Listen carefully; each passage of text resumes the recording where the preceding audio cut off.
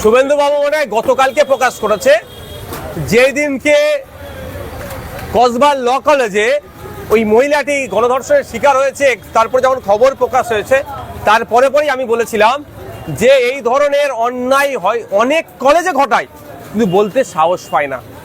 কলেজের ইউনিয়ন রুমগুলোকে তৃণমূল কংগ্রেসের ওই সিনিয়র তথাকথিত সিনিয়র দাদাগুলো পার্টি অফিস বানিয়ে রেখেছে। শুধু পার্টি অফিস নয়, ওই ইউনিয়ন রুমগুলোতে রীতিমতো মৎসব করে, চরম অনৈতিক কর্মকাণ্ড ওই ইউনিয়ন রুমে করে। বিরোধী যারা আছে তাদেরকে তো নিয়ে এসে মারধর আছে। মহিলাদের শ্লীলতাহানি থেকে শুরু করে, গাঁজা সেবন থেকে শুরু করে, মদ্যপান থেকে শুরু করে যাবতীয় অনৈতিক অপকর্ম। কদিন আগে যেটা ভিডিও ফুটেজে এসে গিয়েছে, বাড়ি মেসেজ করাচ্ছে, ওটাতে এসে গিয়েছে, কিন্তু এই ধরনের কত অনৈতিক কাজ যে ওর মধ্যে হয় সেগুলো অনেকে হয়তো প্রকাশ করতে সাহস পায় না বা প্রতিবাদ করার সাহস পায় না। কারণ এই জন্যই যদি প্রতিবাদ করি পরে আর কলেজে ঢুকতে দেবে না, ফলে তার একটা বছর অন্তত কি 2 বছর নষ্ট হবে, তার পড়াশোনাতে ব্যাঘাত ঘটবে। তার ফলে হয়নি যে বিচারপতি কলেজের ইউনিয়ন রুমগুলোকে বন্ধ করার যে নিদান দিয়েছে, আমি আশা করব সাথে সাথে দ্রুত একটা টাইম বেঁধে দেওয়া হোক ইউনিয়ন হোক, মানে আপনার নির্বাচন হওয়ার ফলে কি হবে, সবাই সজাগ থাকবে, সতর্ক থাকবে।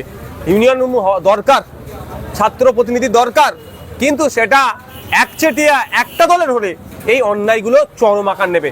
যখন আমরা বিভিন্ন দল থেকে থাকবো বা তাদের ঘাড়ের কাছে নিঃশ্বাস ফেলে দিচ্ছে এরকম একটা ভাব থাকবে, ফলে অন্যায় কাজ করতে সাহস পাবে না। নয়া শ্রম কোড বাতিলের দাবিতে বিভিন্ন বামপন্থী সংগঠন, শ্রমিক সংগঠন তারা আজকে ধর্মঘট ডেকেছিল, কিন্তু এই ধর্মঘট শুধুমাত্র কেন্দ্র সরকারের বিরুদ্ধে ছিল, কিন্তু সবচাইতে বেশি বিরোধিতা তৃণমূল সরকার করছে। দেখুন, আমরা ওই ধর্মঘটকে ইন্ডিয়ান সেকুলার ফ্রন্ট সমর্থন জানিয়েছে, আমাদেরও বেশ কিছু জায়গায় রাস্তায় নেবে ধর্মঘটকে সফল করার জন্য চেষ্টা করেছি আমরা আমাদের সাধ্যমতো। ব্যাপারটা হচ্ছে আমরা বারবার বলে এসেছি যে দিল্লির বিজেপির সাথে আমাদের পশ্চিমবাংলা তৃণমূলের একটা খুব ভালো সম্পর্ক আছে। আমাদের রাজ্যের বিজেপির না বুঝতে চাইলেও কিন্তু একটা খুব ভালো সম্পর্ক আছে। যখন কেন্দ্রের বিজেপির বিরুদ্ধে কোনো আন্দোলনমুখী আমরা হয়, তখনই রাজ্য সরকার সেটাকে আটকে দেয়। ঠিক একইভাবে রাজ্য সরকার যখন ইডি, সিবিআই এই ধরনের চক্রে পড়ে যায়, বা আমরা তার জ্বলন্ত উদাহরণ হচ্ছে আমাদের তিলোত্তমা, তখনই যেন সিবিআই বা ইডি বা কেন্দ্রীয় সংস্থা ধীর গতিতে চলে। তো আজকে আমাদের যেটা বন্ধ ছিল, বেশ কিছু ডিমান্ড আছে। তার মধ্যে হচ্ছে যে ন্যূনতম মজুরি 26,000 টাকা করতে হবে। এটা তো শ্রমজীবী মানুষের কথা। পশ্চিমবাংলায় যে শ্রমিকদের যে মানুষ আছে তার অধিকাংশ মানুষ এই অসংগঠিত ক্ষেত্রে, তারা যে শ্রমিক আছে তার অধিকাংশ মানুষ অসংগঠিত ক্ষেত্রে। এই ডিমান্ডটা কেন্দ্র সরকারের। এবং নতুন যে নয়া শ্রম কোড আনছে, ফলে কি হবে, শ্রমিকদের যে স্বাধীনতা 1886 সালে লড়াই করার ফলে, আত্মত্যাগের ফলে অনেককে খুন হতে হয়েছিল, অনেকে ফাঁসিতে ঝুলিয়েছিল, অনেকে 15 বছর জেলে দিয়েছিল, সে ঐতিহাসিক দিনের কথা। তার ফলে 8 ঘন্টার কাজের যে স্বাধীনতা পেয়েছিল, সেই স্বাধীনতাটাও কেড়ে নেওয়া হবে। এই জন্য এই যে নয়া শ্রম কোডের বিরুদ্ধে রাস্তায় আজকে নামা হয়েছে, প্রতিবাদ হচ্ছে। এটা তো তৃণমূলকে সমর্থন করা দরকার। তৃণমূল বলে বিজেপি তারা চরম বিরোধী। যদি চরম বিরোধী হয়, এই সুযোগে তো আরো বিজেপির বিরুদ্ধে যারা আন্দোলন করছে তাদেরকে তো প্রোটেক্ট করা দরকার। তার পরিবর্তে আমরা কি দেখছি, যারা আন্দোলন করছে তাদের সাথে অসভ্য আচরণ করেছে, প্রশাসনকে দিয়ে মারধর করেছে, অনেককে ইললিগাল ডিটেন করে রেখেছে। তবে একটা কথা আপনাদের বলতে পারি, এরা বিজেপির কাছে তৃণমূল ভালো সাজার চেষ্টা করছে, আরো ভালো সাজার চেষ্টা করছে 2026-এর বৈতরণী পার করার জন্য। তবে পশ্চিমবাংলার জনগণ যারা 21-এ বিজেপিকে বেছে নিয়েছিল, 21-এ যারা তৃণমূলকে বেছে নিয়েছিল, তারা কিন্তু এই 26-এ বিজেপি তৃণমূল দুটো দলকে প্রত্যাখ্যান করবে। রাজ্যব্যাপী অর্থাৎ পূর্বসাগর টোটাল রেল দপ্তরে বা স্টেশনে টিকিট বন্ধ করার নির্দেশ দিয়েছে। আবার কর্মসংস্থান হারাতে চলেছে বেশ কিছু মানুষ। দেখুন, এগুলো তো আধুনিকরণ হওয়া দরকার, আধুনিকরণের পক্ষেও আমি, কিন্তু এমন আধুনিকরণ আমি চাই না, এমন নগরায়ন চাই না যে নগরায়ন বা আধুনিকরণে মানুষ কাজ হারায়। বিকল্পের ব্যবস্থা করতে হবে। এখন তো মেশিনে টিকেটিং সিস্টেম আছে। তবে আমার এই মুহূর্তে আমি যদি বলি, 140 কোটি নাগরিকের মধ্যে প্রায় 60 কোটি নাগরিক কিন্তু এখন ইন্টারনেটের সাথে সম্পর্ক তাদের নাই। তাহলে তাদের কি হবে? তারা জানে না। আমি আমার কথা বলছি, আমি ফার্স্ট টাইম আমি আগে ট্রেনে বাসে অনেক যাতায়াত করেছি, তখন ইলেকট্রিক মেশিনই হয়, তখন কারো কাছ থেকে জেনেছি, আমি একটু পড়াশোনা করেছি বলে জেনেছি। কিন্তু আমাদের ভারতবর্ষের শিক্ষা নিরিখে যদি ওয়েস্ট বেঙ্গলকে দেখা যায়, পড়াশোনাতে সবাই তো একদম 100% আমরা শিক্ষিত নই। তাহলে তারা কিভাবে যদি ট্রেনের টিকিটে আসতে যায় কোথাও যায় তাদের অবস্থা কি হবে? এগুলো ভালো ভাবা দরকার।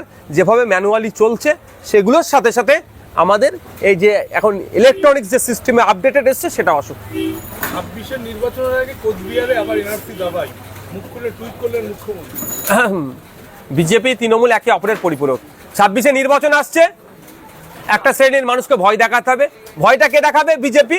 আর মলমটা কে লাগাবে? তৃণমূল। মমতা ব্যানার্জি দরকার ছিল অসম সরকারকে ওই চিঠির বিরুদ্ধে প্রতি উত্তর বলিষ্ঠ কণ্ঠে দেওয়া, ওনাকে টুইট না করে। ও টুইট খেলা তো বাচ্চারাও এখন বাথরুম থেকে বসে করে দিতে পারবে। 18 বছরের ঊর্ধ্বে ওইগুলো ব্যবহার করতে বলা আছে, বাথরুমে গিয়েও টুইট করা যায়। মনে হলে দুটোকে লিখে টুইট করে দিলাম, ওই গল্প শুনিয়ে লাভ হবে না। মমতা ব্যানার্জি যদি সত্যি পশ্চিমবাংলার নাগরিকের কথা ভাবে এবং ওই কুচবিহারের ওই পরিবারটার কথা ভাবে, তাহলে এর চিঠির উত্তর অফিসিয়ালি অসমের মুখ্যমন্ত্রীকে দেওয়া দরকার এবং হুমকির সুরে দেওয়া দরকার। আপনারা যে দাবিগুলো রেখেছেন দত্তপুকুরে, তাতে স্বাস্থ্যকেন্দ্র বা হসপিটালগুলো যেগুলো আছে সেগুলো বেহাল দরকার, এরপরে কি আপনারা আন্দোলন বা চিঠি দেবেন? এটা শুরু হলো, এরপরে দত্তপুকুরের সাধারণ মানুষকে এই বিষয় নিয়ে আরো বেশি করে সচেতন আমাদের করতে হবে। দত্তপুকুরের মানুষের স্বাস্থ্যের অধিকার মৌলিক অধিকার, সেটা থেকে তারা বঞ্চিত হচ্ছে। দত্তপুকুরের মানুষ শিক্ষার অধিকার মৌলিক অধিকার, তার থেকে বঞ্চিত হচ্ছে। দত্তপুকুরের ছেলেমেয়েরা এখানে দত্তপুকুর থেকে একটু আগে গিয়ে আমি এখানে এসে টুর্নামেন্ট ভলিবল খেলেও গিয়েছি। স্টেশন থেকে নেবে কোথায় গিয়েছি এখন আর মনে নেই। মন্দিরের সামনে ভলিবল মাঠ, তাও বলছি আমি, মন্দিরের উঠোনে আমাদেরকে বসতে দিয়েছে বা কারো উঠোনে পরিচালনা হয়েছে, আমরা ওখানে বসেও ছিলাম। তো ওখানে আমি ভলিবল খেলে গিয়েছি। এখানে তো মেধাযুক্ত ছেলেরা আছে যারা স্পোর্টসের ফিল্ডে তারা তাদের সর্বোচ্চ দিয়ে পশ্চিমবাংলা শুধু নয় দেশের মানকে উজ্জ্বল করতে পারবে। কিন্তু দুর্ভাগ্য, তারা নির্দিষ্ট সঠিক প্ল্যাটফর্ম পাচ্ছে না, তাদের প্র্যাকটিসের জায়গা, তাদের মেধার বহিঃপ্রকাশ ঘটানোর জায়গা পাচ্ছে না। তাই জন্য আমরা এখানে একটা উন্নত মানের স্টেডিয়াম চেয়েছি। তো এই বিষয়গুলো নিয়ে দত্তপুকুরের অলিতে গলিতে গিয়ে সাধারণ মানুষের কাছে পৌঁছাবো। আমরা পৌঁছে দত্তপুকুরের সাধারণ মানুষকে নিয়ে প্রয়োজনে ডিএম ডেপুটেশন হবে আগামী দিনে। যে মাইক খোলা হলো ওটা নিয়ে কি বলবেন? মানে তোমরা কি ভয় পেয়েছে বা কিছু? দেখবেন, এটা তো বোঝাই যাচ্ছে। স্বামীজির ভাষায় আমি একটা কথা বলি, শেষ করব। স্বামীজি বলছেন, সারাদিন চলার পথে যদি তুমি কোনো বাধার না সম্মুখীন হও, জানবে তুমি ভুল পথে পরিচালিত হচ্ছ। তো স্বামীজির ভাষায় আজকে আমি বলছি স্টুডেন্ট ফ্রন্ট সঠিকভাবে সঠিক পথে চলছে, বাধার সম্মুখীন হতে হয়েছে। এ হচ্ছে ওই পুলিশটা তৃণমূলের কাছে ওর রেটিং বাড়ানোর চেষ্টা করছে, এর থেকে আর বেশি কিছু না।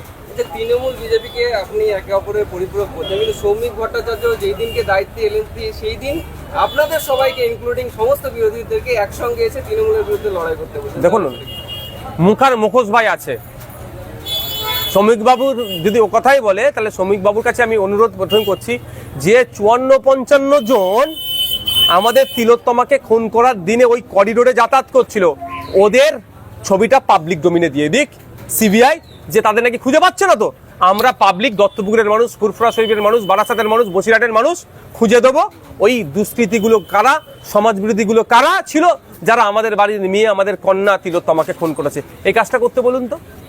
যে সৌমিক ভট্টাচার্য আরো একটা কথা বলেছিলেন যে তারা নাকি ইসলাম বিরোধী না, মুসলিম বিরোধী না, কিন্তু পরের দিন